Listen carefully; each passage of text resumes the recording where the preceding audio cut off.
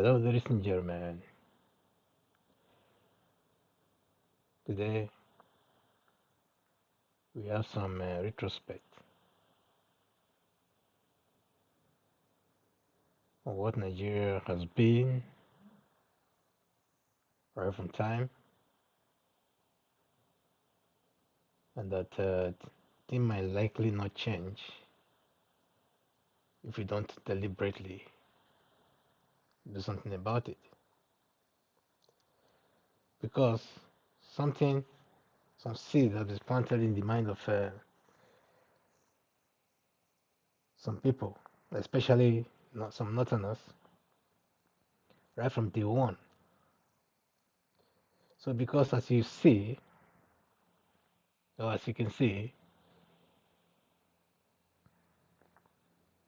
there are some patterns playing out that have continued to play out over and over again.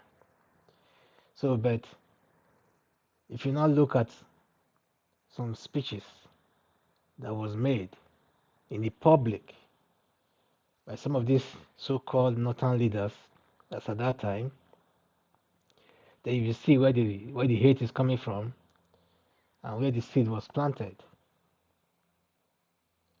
And because of that, a lot of people have head on to that and start thinking that these things are possible.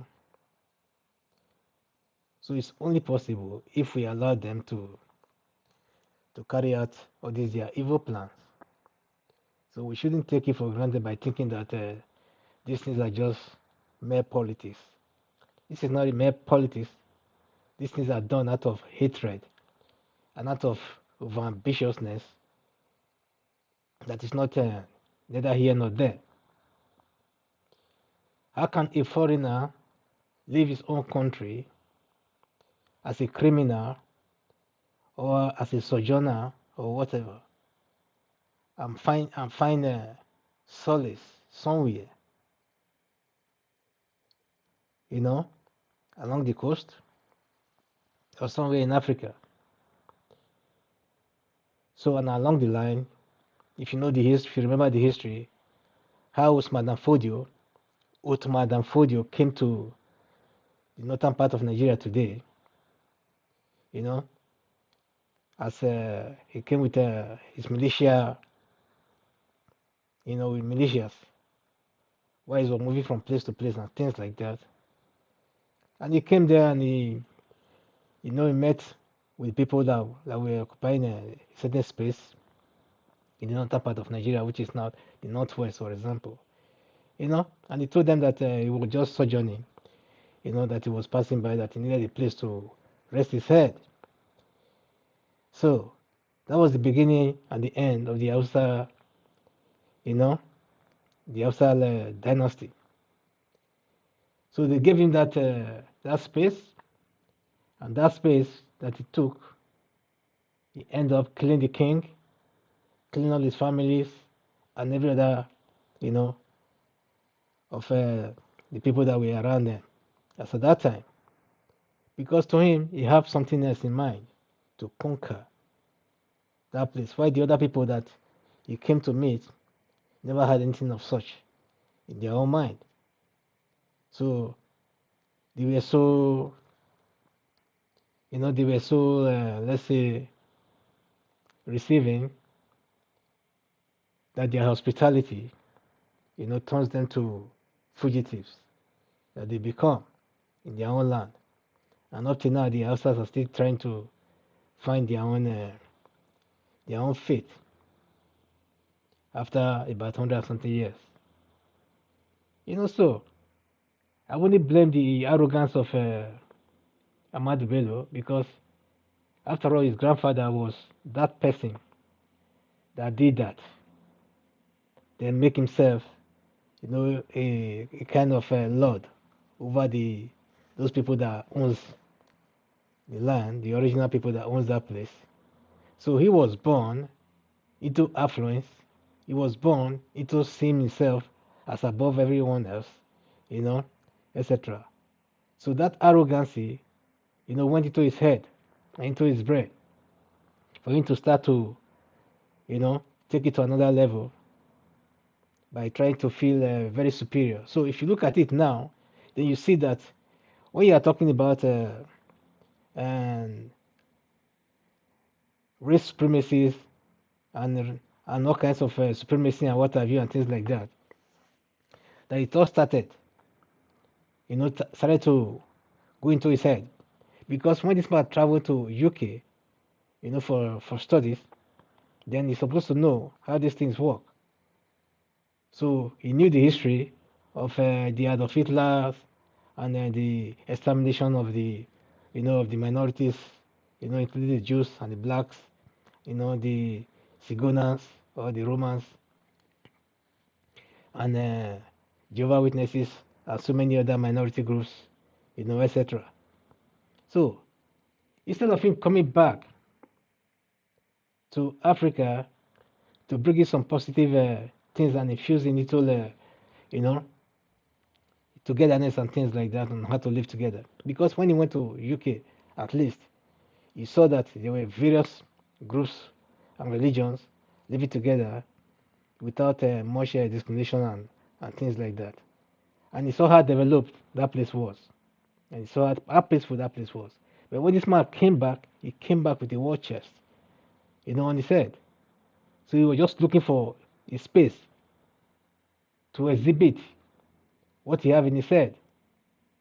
So maybe he wanted to surpass what his father has already did, or I mean his grandfather has already done, because I don't think his father was a much partaker in any of those. Because his father, if you look at the space between his grandfather and his father, you see that maybe his father during his own time, the time of his father, things were a little bit quiet.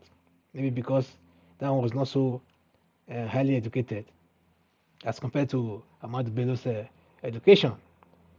So that is it.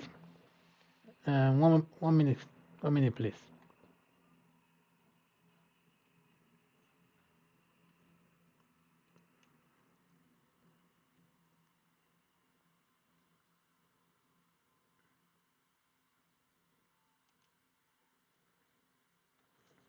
So that is how that was,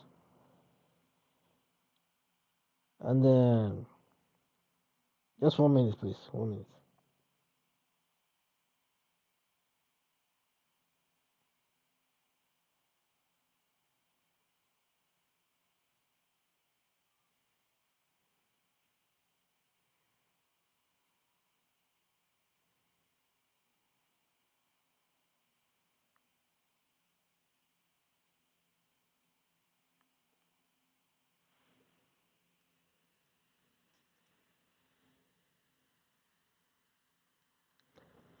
So yeah, sorry for that. So that is how that was. So in the hate speech of or one of his speeches, let me first of all come up with one of his video just to refresh your medullas and memory before we go straight to what he said here. Or should I go with this one first? Let me say, okay, let's go with this one first. So Sir Amahdu Bello made this wonderful speech against Satanas on October 12th. Remember, October 12th, 1961, just a year after independence. Just a year after independence, this man made this speech. He said that the Nigeria has been given to them. Who is them? That is the children of, you know, and Uthman Asfodu. He said to them by their great grandfather, Uthman Danfodio, I must not do anything to prevent change of power. He said the new nation called Nigeria should be an estate of our great grandfather, Uthman Danfodio. We must ruthlessly prevent a change of power. We must use the minorities in the north as willing tools and the south as a conquered territory and never allow them to rule over us and never allow them to rule or to have access or have control over their own future. Man, this was 1961, October 12th of 1961. A man was vomiting hate with his own mouth and things like that. So you see that. Then in the 1960, look at what this man said. And let me play the video so that you can hear it from his own mouth. Then from here you will see how the divide and rule tactics started by trying to single-handedly, and blacklist the Igbo race, as I would say, because when they say Igbos, anything that is not Yoruba is Igbo. Get that into your head. Whether you are Akwa Ibom, Rivers, Cross River, Edo, Delta, or what have you, you are an Igbo. The Yorubas call you that. The Hausas call you that. The Yorubas only just woke up recently now and start to pick some tribes from the Edo or from the Edo North, some tribes from the Edo North, just because they speak some Yoruba, have some Yoruba dialect, because if you look at the map of Ondo, etc., then you know the area that I'm talking about, that borders on Edo State. Definitely those people have some similarity, with cultures and language, with the Yoruba race or with Ondo, because even sometimes they don't even regard Ondo as being Yoruba. But now, when they want a greater Yoruba, then they start to, call those people now Yoruba, etc., or Yoruba speaking. Then the same thing applies to the Shakiris. Although the Shakiris left the Yoruba land very long time ago and stuff, then the Niger people, the same thing, which are also part of the old, the on the coastline, the same thing. They also have some similarity with Yoruba race. So, but somehow they never really regard these people as Yorubas. But when it's in their own interest, especially when it comes to politics and things like that, then they be regarded as Yorubas. So, but let's assume it's so. So, but what I'm trying to say here is that when they say Igbos, it doesn't really matter whether you are a Shekiri this time, whether you are from this northern part of Edo State, Igala and the rest, you are all Yorubas. I mean, you are all Igbos, because that is how they see you first. So even if you are from some other places within those vicinity and you happen to speak Yoruba, maybe you'll be able to assimilate you. But if you are an Shekiri person and you don't speak Yoruba to start with, first of all, then you are a first-class Igbo, as far as they are concerned. But that is not the topic of today.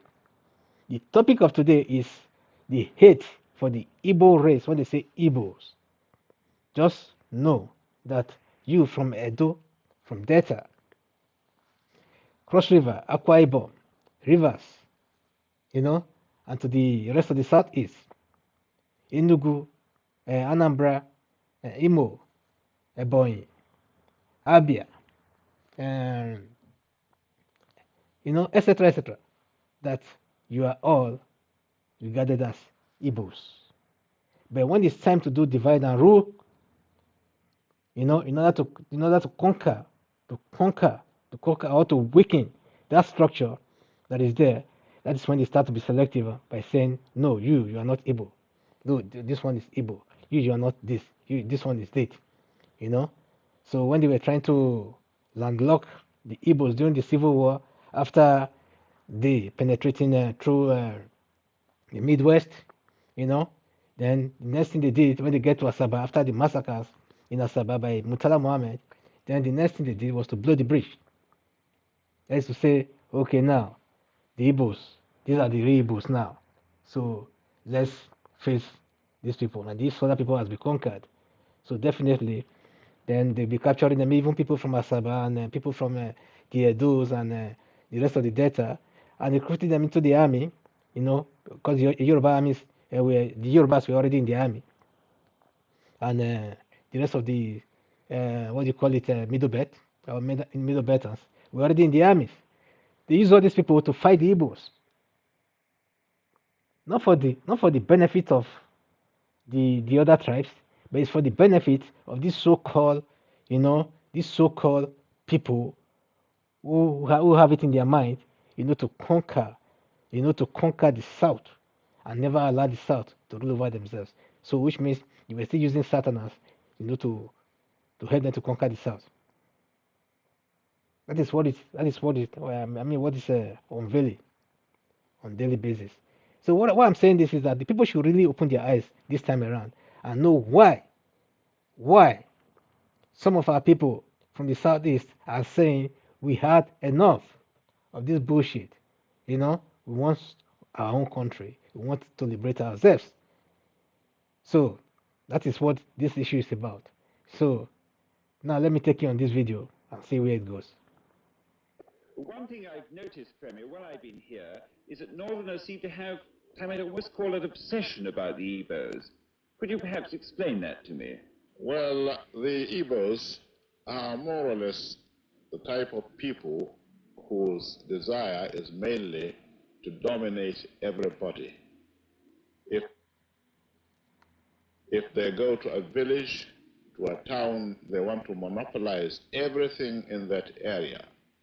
If you put them in a labor camp as a laborer, within a year they will try to emerge as headman of that camp, and so on. Well, in the past, our people were not alive to their responsibilities, because you can see from our northernization policy that in 1952, when I came here, there weren't 10 northerners in our civil service here.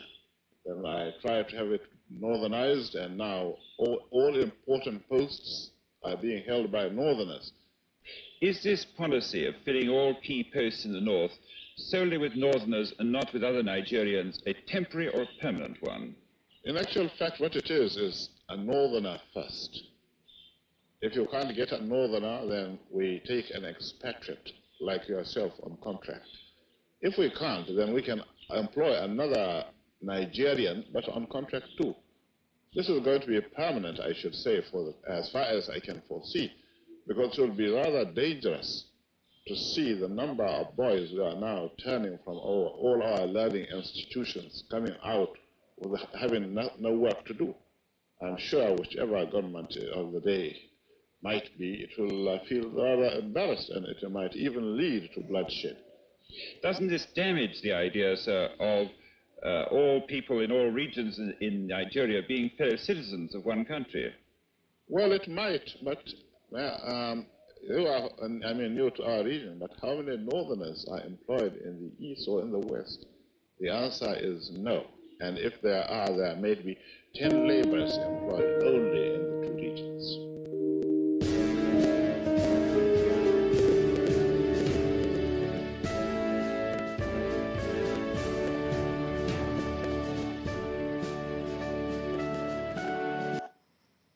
So, as you can see, there's a reason for everything, right? There's a reason for everything. So, because some people start to wonder, why is all this issue of, of marginalization coming up every now and then? So, these things, like it's a plan, and they are acting on it. So it's not like there's any kind of what do you call any kind of let's say misconception of what is ongoing. We know, or we now know, for those of us who have not known, because I'm playing this thing so that for those of us who have not known, because we are quickly to forget things. This has been one of the problems. And some of us just take some things for granted. Because even now, if you play this thing now to some fellow Southerners and you say, what do you think about this one? They will, in fact, they will be the ones defending, you know, what this man has said. So sometimes I think over education can be a problem, and over analyzation also can be a very dangerous problem. Someone is telling you, I hate you, I don't want you around me, and you are saying, don't mind him. It's not serious. It doesn't mean it that way. And he still repeat it again, over and over again. I say, don't mind him, he's just playing. So what do you want? You see, until this person starts to, take it, because this man was even predicting bloodshed, that this thing might even lead to bloodshed. That if their children that are being trained, in the school, as at then, graduates from school, then are not having something to do, that it might even lead to bloodshed. That is why, as you can see today, the Northerners are mainly interested in politics for the sake of what they can make out of politics. That's it, for the sake of monetization. It's not for the sake of maybe contributing to the development of their society or the country at large. So how would you have, or how would he have expected a Northerner, as at that time, to be working as a clerk or a chief clerk in the South when you have more Southerners, who are well educated, or who are well above the Northerners in so many respects as far as education is concerned? Would that have been possible? So he was saying, oh, if there are Northerners, in the South, perhaps maybe they are gate men or, domestic workers and things like that. What else do you expect? Even till now, they are still like domestic workers in the South. You can hardly see a Northerner, who's working in a certain company as a chief cashier or a chief, financial officer or things like that. It's not like the Southerners made that the way it should be. No, you, the Northerners or the Northern leaders, make that the way it should be because you refuse to train your own. Why the South was giving their children free education and things like that, you was, you was keen on doing things that are not, contributory to their own growth or to the growth of your own people. For example, maybe they were training them all kinds of things that was not let's say skilled relatives. You can hardly see a Northerner now who is a mechanic.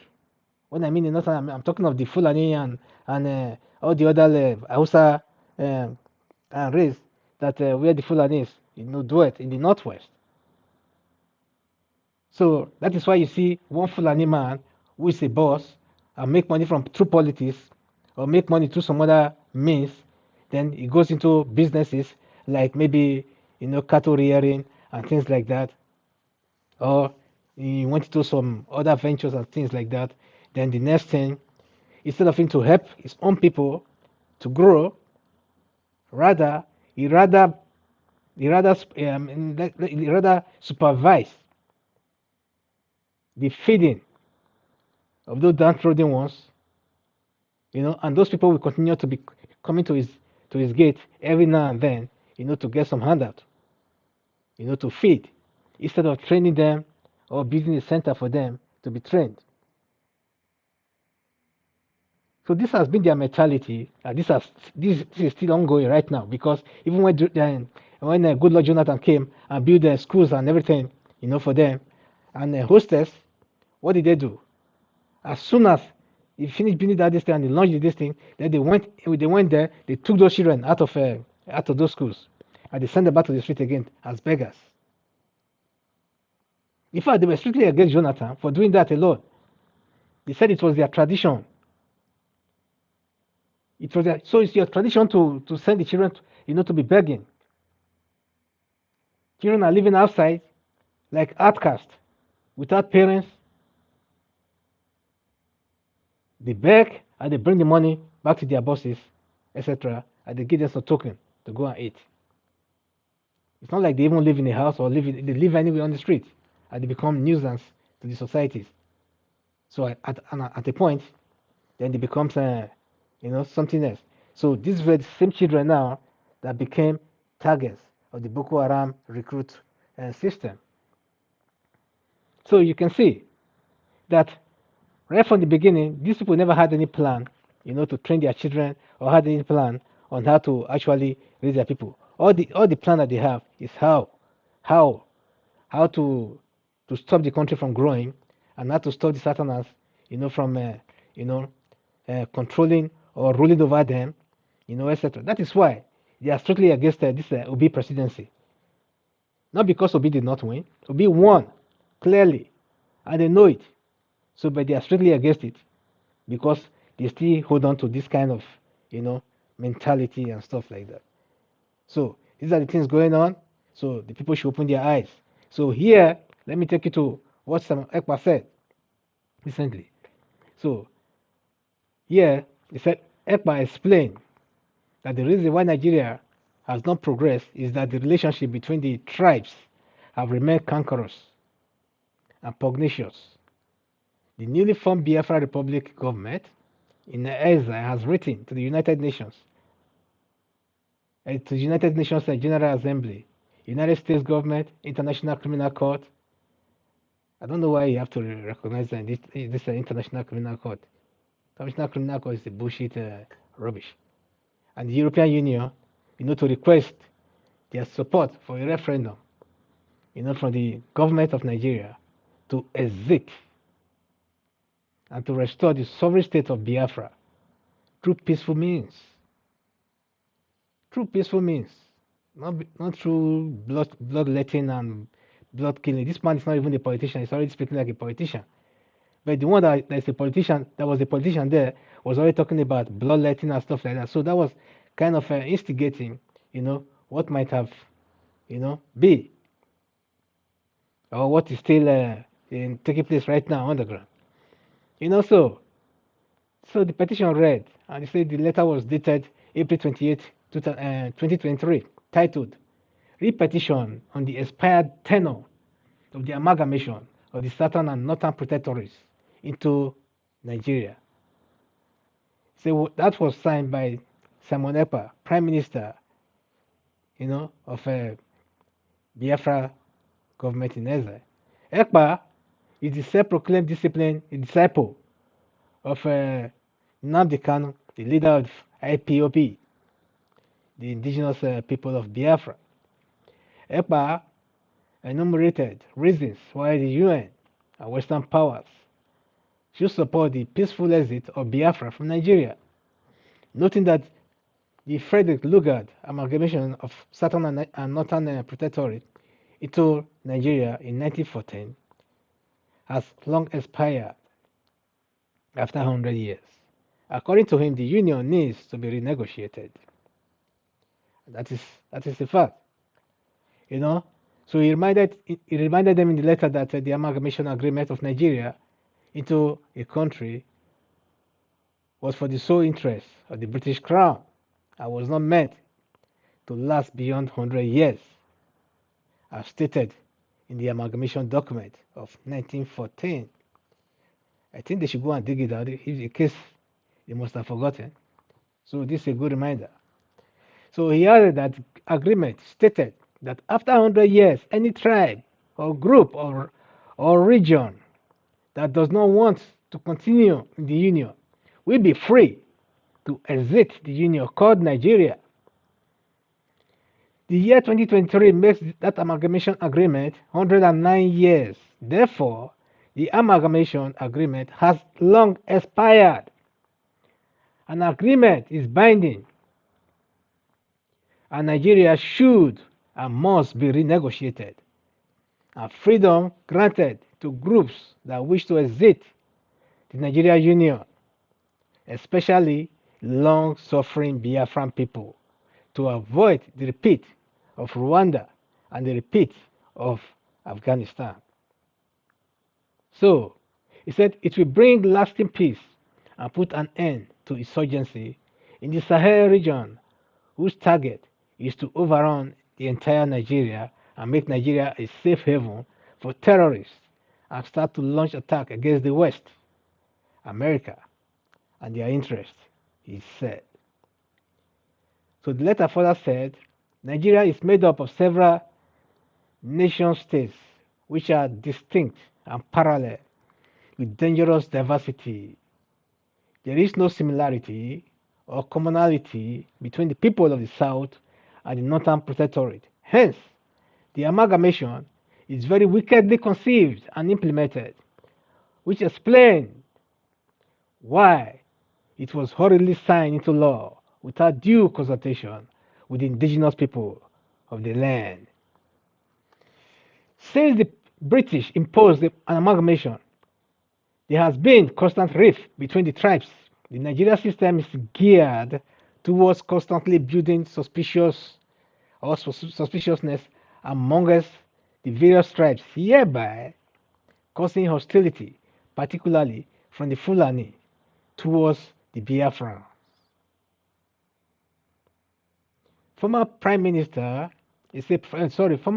of Northern Nigeria, Amahdu Bello's statement about Igbo, an ethnic group in Biafra land, during the BBC interview in the 20th century, clearly sealed the foundations of Nigeria's government's discriminatory position against other ethnic groups, most especially the Biafrans.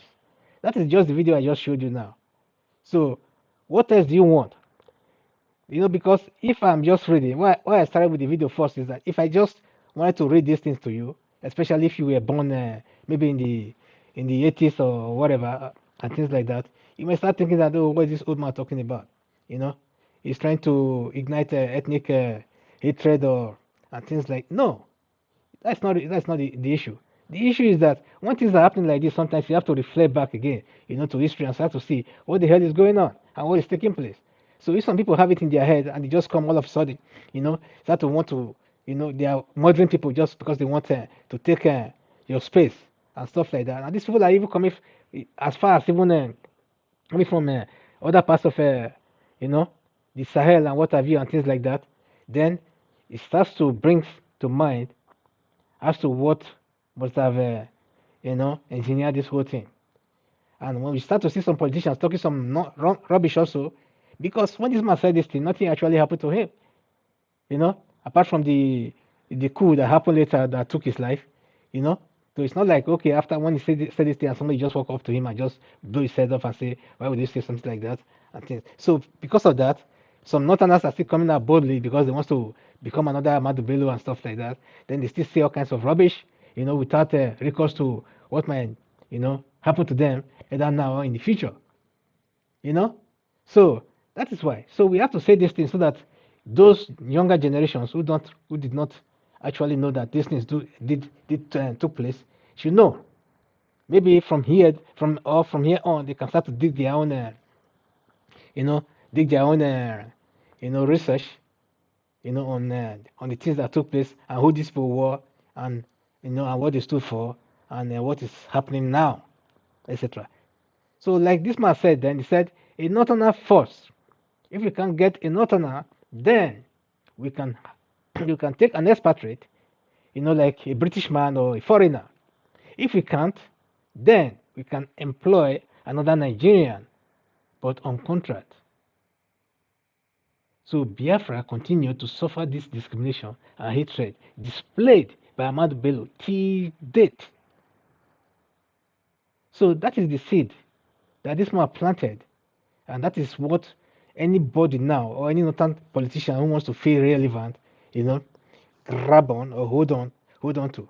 And coming to think of it, the same northerners don't actually have anything as far as Nigeria is concerned. They are the poorest of the poor. So now, even when during the Murtala Mohammed coup, etc., after they taking their revenge by killing, Igbos and all kinds of people that they wanted to kill and stuff like that, what they did was to, because then the capital city was or the seat of power was in Lagos then. What Murtala Mohammed did was to go and send their families to the north, for them to fly back to the north and declare the northern, the northern Nigerian, secession from the south. That was their plan with this so-called man. What is he called now? Who is now crying foul every day. This man from the Middle Belt. Remind me of his name again. The Danjuma. They were the ones that plotted that coup. They were the ones that killed Agui Ronsi and the rest. So then he never knew what was coming. So these were the same people, the northern minorities, that this man was talking about, that they were going to use them as tools. That is, as tools to join them to fight the South. So why they too will be shot down, or exterminated. That was what he meant. And actually, this was what actually happened during that coup, Murtala Mohammed coup. When they overran, when they killed Agui Ronsi, etc. In fact, they used the middle Beltans, or the minorities, among the northern, the so-called minority, which they've already somehow, accepted that they are. But in my own opinion, they are not even minorities at all. So now they use them, to kill their brothers from the south.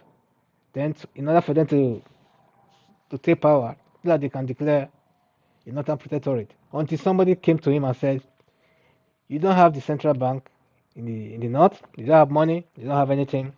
So what are you going to live on?" That was when Murtala Mohammed said, "Huh? Are you serious? It's true. We don't have anything. Okay. Let's hang on to power first and see what happens." That was how they hang on to power. Then he brought Obasanjo in. Then he brought some other few Southerners in, then to gag himself up with all the other minority, so-called minority, from the north, like Danjuma, etc., and make him a chief of army staff, etc. Right? So until Dinka, came up again and take Murtala Mohammed out through assassination. Then Obasanjo became their darling, what have you. So ever since then, Nigeria has never known no peace. So, my people, the issue here is that, the people should actually be awoken. Because these people are not ready to live with you in peace. Like they said, they don't want you to rule yourself, neither would they want you to rule over them. So I think the South also should not stand up and say, enough, we too, we cannot stand up, we cannot stand you ruling over us. How can an inferior be ruling over an elite? How can a Mugu be ruling over, someone who is highly educated? Is it possible?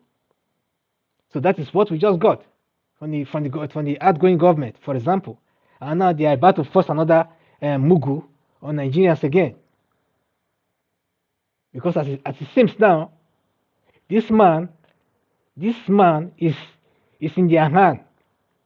This man Tinubu is in their hand to be used. Because now, if you look at the whole thing now, they make this man the so-called what do you call it? Elected president to be, or I don't know. So is there manipulation of votes that make him, to be in that position right now? Because definitely the Nigerian people or populace did not vote for Tinubu at all. They voted Obi, and the system has shown that also. So, but the thing is, will they allow the system or the court to actually do its job without any influence or without any, manipulation or threat from the authorities, etc.? That is what everyone is saying, because May 29th is almost here, and this issue is supposed to be rounded up before that day. And if this issue is not rounded up, and power is given to this man Tinubu, with this all these alliances that he have with the North, or it's not just the North, with the core North, which is the same Osman Afodio and Amadu Bello clique of people from the Southwest, from the Northwest, then Nigeria is in deep shit, or Nigeria will be in deep shit, because now they will be the ones to dictate his Minister of Defense, his Minister of Petroleum, his Minister of Finances, and all kinds of strategic, positions, etc. And for him to fall in line, then he will say yes to everything, and he become their yes man. And the thing is that Tinubu is supposed to be an intelligent man, but because he's so weak now and he's free, he's weak, then you can imagine what will happen. So those who will be in power, those who will be running things, for example, may not have that absolute power to want to do things the way they're supposed to, because they will have some other influences, within the cabinet or those their key cabinets. Because I just saw yesterday now that even the ADC that was given to Tinubu, that Tinubu just took for himself now, he took it from Kwara State. And these are the same people who don't consider themselves as real Yorubas. It's not like he took a man now who's an indigenous, somebody that you call real indigenous person, maybe from Ogun State or, from Oyo State, etc. No, he went as far as going to Kwara State. Kwara State is not. That's what they call them. Because of their fungal betrayal, that gave Kwara State to them, although half of or 3/4 of Kwara State, is occupied by Yoruba speaking. But those same Yoruba speaking, the ones that I've met so far, they don't consider themselves as Westerners. They consider themselves as Northerners. In fact, they consider themselves as non-Yorubas. That they are Yoruba speaking, but they don't consider themselves as Yorubas. So would that be the kind of place that a man that we now consider to be a Satana or a Satan president or Satan presidency to go and take his bodyguard from? The same thing happened to Agu Ironsi before, when his ADC was from the north. When the chiefs were down, this ADC betrayed him straight up. So why do we continue to do the same thing over and over again? And you're expecting a very different result. So it shouldn't be so. It shouldn't be so. Because look at Buhari, look at his ADC. Go and check. You find out that ADC is either coming from his own village or coming from another, Fulani tribe, from the north, that he can trust. You cannot put your life on a hand of a total stranger, or if a man that is loyalty that you cannot guarantee. So that's the issue here. The issue here is that the Southerners should open their eyes, open their eyes and know what they want and know how to go about this whole thing and know, and know how to navigate this troubled water. Because these troubled waters that they brought so far, as far as I'm concerned, they will soon be consumed by it themselves. They will drown. But we still have a role to play in all of it. So enough of all this wishy-wishy. We are wishing for this, wishing for that, and stuff like that. We can do better than that. If our people say they are educated or highly educated, as they want us to believe, then let them behave as such and apply that sense where it belongs, or where it's needed, or where it's needed most. Apply it for the benefit of your people. We cannot continue to be slaves or to be picking crumbs under the table while we are the ones who are producing all the resources, in the country and stuff like that. So for me, they said they found petroleum in the north or in the Chad basin and what have you and things like that. They've discovered whatever thing, whether petroleum or no petroleum. Please, if you're not comfortable with the setting of the country, please leave the country and live. Let us live in our own space. Go back to your own space. in the north, and live your life there as you want. Practice any kind of system that you want, while you leave the rest of the people to practice the system that they want. Because it's only the white man, Lord Lugard, and his girlfriend, that brought Nigeria together. They call it nigger area. And now we are still answering it tomorrow. Are we not ashamed?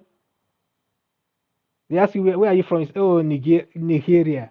Oh, they just know straight away, oh, nigger area. And you are proud of it. You should be proud of your own nation inside that country or inside that concussion called Nigeria, But that nation, that Nigeria, that name was not meant to be.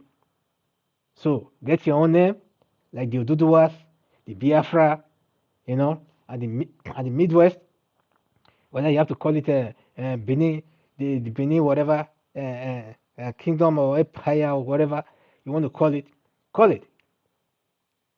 Or you just want to call it a South nation, call it. It's better than calling this nigger area. The Arewa is calling themselves Arewa already. So let the Arewa go scot-free. Let the Biafra go scot-free. Let the South go scot-free. Except the South have to go with the Biafra, or those other particles have to go with, the Oduduwas. So let it be so. So, but if the North Central or the Middle Beltons want their own freedom, let them speak up. If not, they should go with the Arewas. So, but whatever happens later, if they want our help, then we know where to help. It's as simple as that. If they don't, good luck. So that's all I can say for now. So, ladies and gentlemen, thank you for coming by. Thank you for watching. Please give us a thumbs up. If you've not subscribed already, please try and do so. If you've been watching without subscription, please just click the subscription button and click on the notification bell. Then we'll be glad. And please help us to share this video and make sure that it goes viral. Bless you.